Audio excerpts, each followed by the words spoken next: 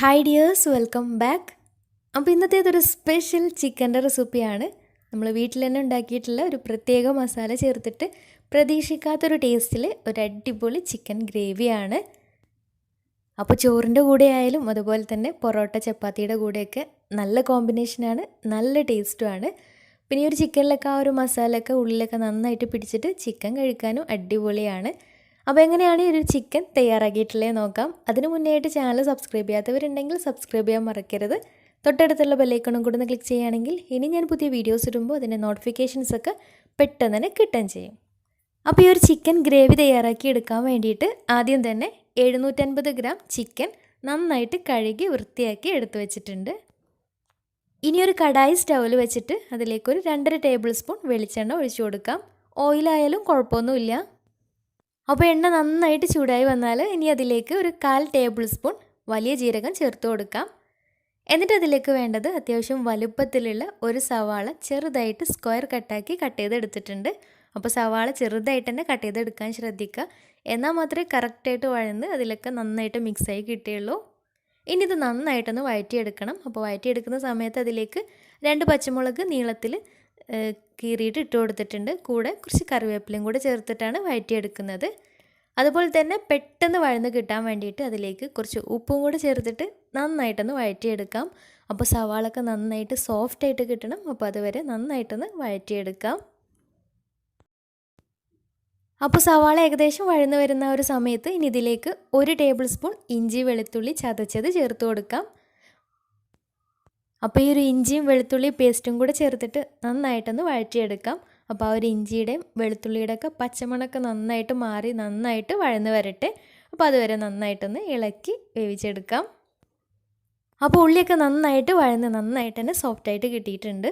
ഇനി ഇതിലേക്കുള്ള മസാലകൾ ചേർത്ത് കൊടുക്കാം. അപ്പോൾ അതിന് വേണ്ടിയിട്ട് ആദ്യം തന്നെ ഒരു 1/4 ടേബിൾ സ്പൂൺ മഞ്ഞൾപ്പൊടി, 1 ടേബിൾ സ്പൂൺ മല്ലിപ്പൊടി അത്യാവശ്യം നിറയെ തന്നെ എടുത്തിട്ടുണ്ട്. പിന്നെ അതിലേക്ക് 1 ടേബിൾ സ്പൂൺ കുരുമുളക് പൊടി, പിന്നെ 1/4 ടേബിൾ സ്പൂൺ ഗരം മസാല. അപ്പോൾ ഇവ കൂടെ ചേർത്തിട്ട് നന്നായിട്ട് മിക്സാക്കി ഇളക്കി വഴറ്റിയെടുക്കാം. അപ്പോൾ ഈ ഒരു പൊടികളുടെ പച്ചമണക്കം മാറി വരട്ടെ, അതുവരെ നന്നായിട്ട് തന്നെ ഇളക്കി വഴറ്റിയെടുക്കാം. പച്ചമണക്കം മാറി കിട്ടിയാൽ പിന്നെ അതിലേക്ക് കഴുകി വൃത്തിയാക്കി മാറ്റി വെച്ചിട്ടുണ്ടായിരുന്ന ചിക്കനും കൂടെ ചേർത്ത് നന്നായിട്ടൊന്ന് മിക്സാക്കി എടുക്കാം.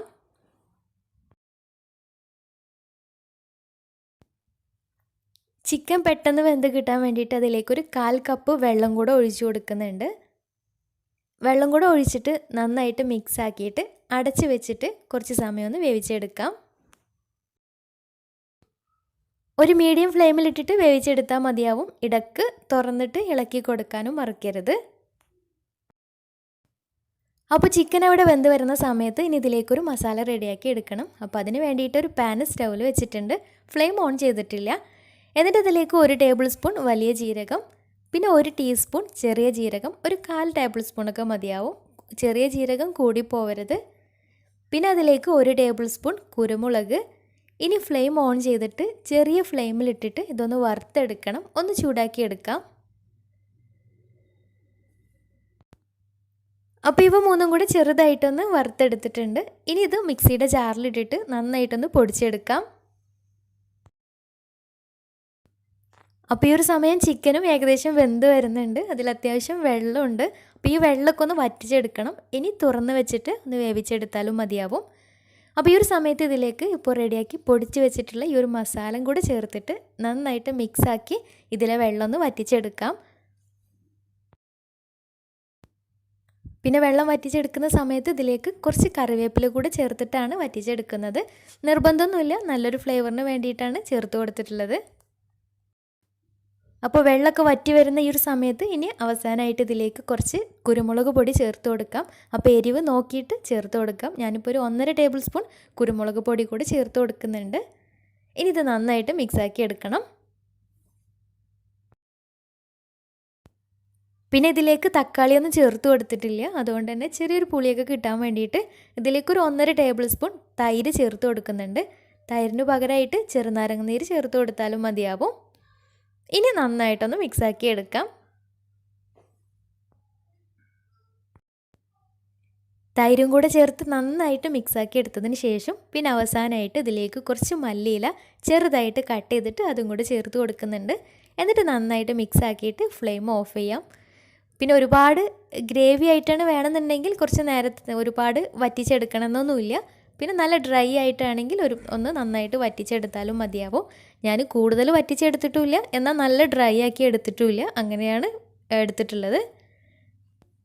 അപ്പോൾ കുരുമുളകൊക്കെ ചേർത്തിട്ട് നല്ല ടേസ്റ്റി ആയിട്ടുള്ള ഒരു ചിക്കൻ ഗ്രേവിയാണ്. ഒരു പ്രത്യേക ടേസ്റ്റ് തന്നെയാണ് ഇത് കഴിക്കുമ്പോൾ.